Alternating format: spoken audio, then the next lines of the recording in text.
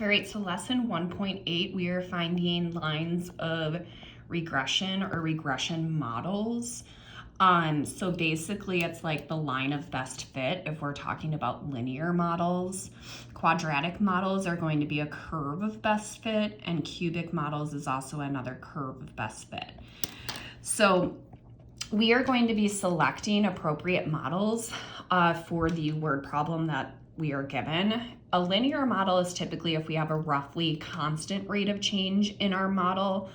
Quadratic model, we use that when we have a roughly symmetric data set, or anything that's involving area would be good to use a quadratic model on, and cubic models would be used for anything that's involving volume.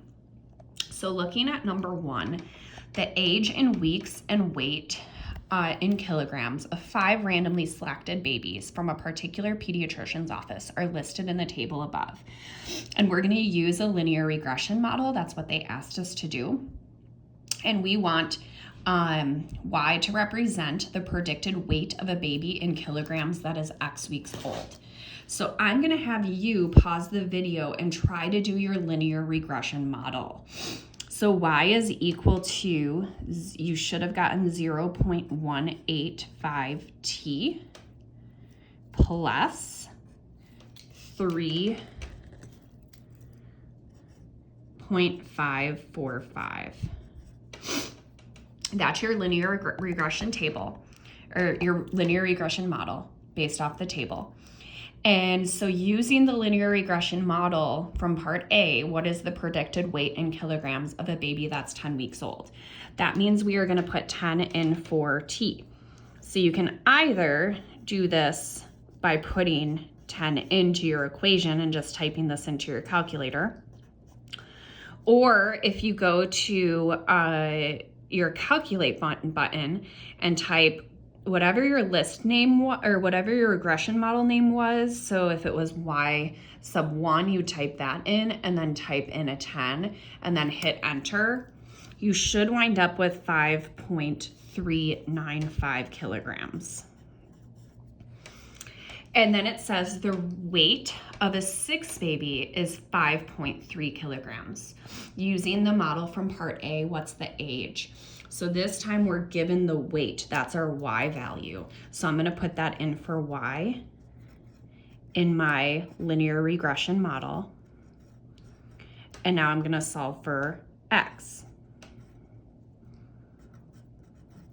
I'm gonna subtract the 3.545 over and then divide by a 0.185 to get T is equal to, and I'm gonna round to the third decimal place. Remember, AP exam wants you to round to at least the third decimal place, but you get 9.486 weeks. Okay, so hopefully when you did the calculator regression, you got this equation. If you didn't, make sure to ask about it tomorrow in class. Okay. So for each of the following situations, we're going to determine whether a linear, quadratic, or cubic model would represent the problem the best. So balloons are filled with water in preparation for an epic water balloon battle. Each water balloon is roughly spherical. The radius of each water balloon is measured relative to the amount of water it holds. So the amount of water it holds, we're talking about the volume in there. So this would be represented or best represented with a cubic regression model because the context is volume.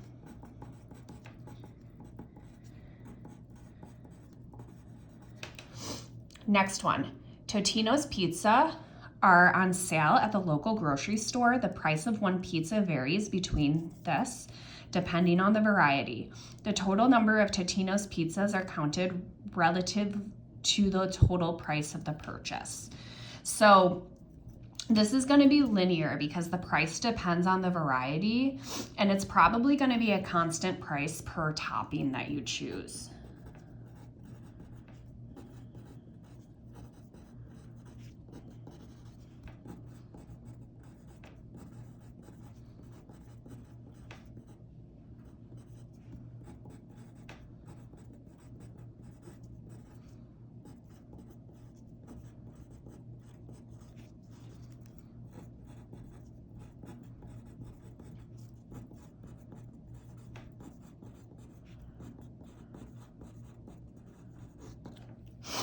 Okay, number 4, a sprinkler is placed in the yard to water the grass.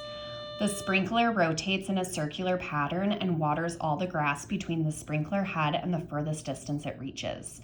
The radius of the circular path is measured relative to the area watered by the sprinkler. So we're talking about area. So this would be best represented by a quadratic, because the context is area. All right. The next one, number 5, the table shows 8 ordered pairs. We want which function represents the best model, linear, quadratic, or cubic, and we're going to explain.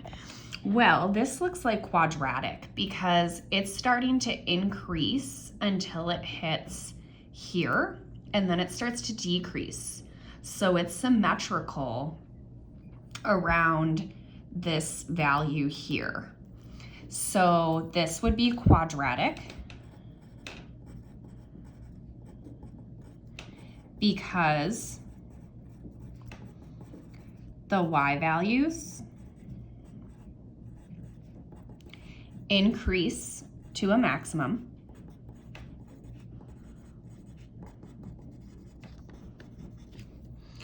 then decrease.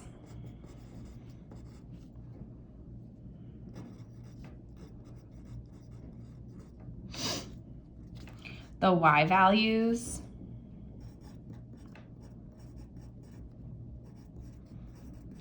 are roughly symmetrical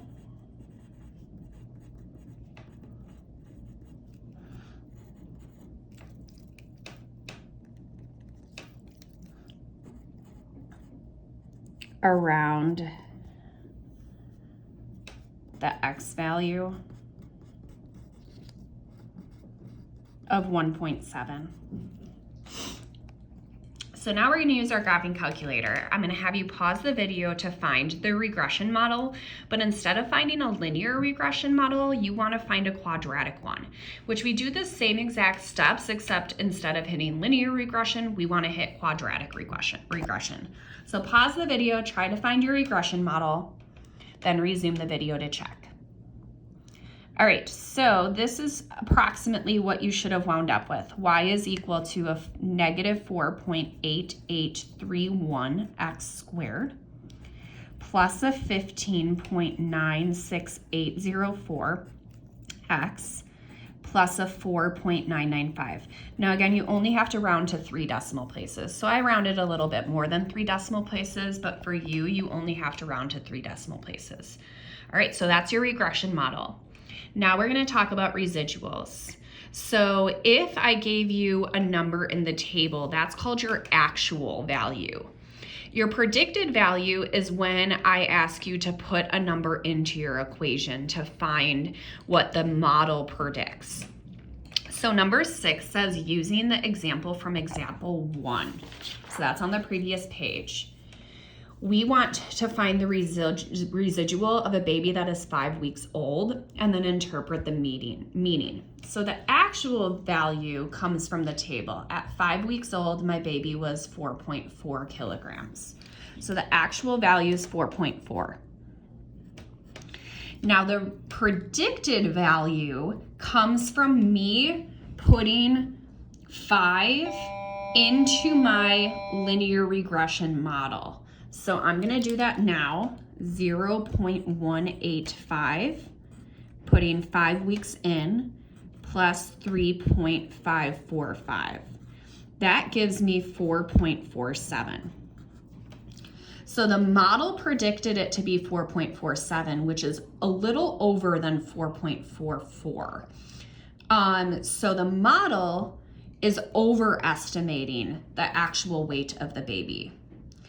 The residual is the actual value, so 4.4, minus the predicted value, so 4.47. That's a negative 0.07. So what this residual is telling you is that the model, When I say the model, I'm talking about the linear regression equation that we found. Overestimated the actual values.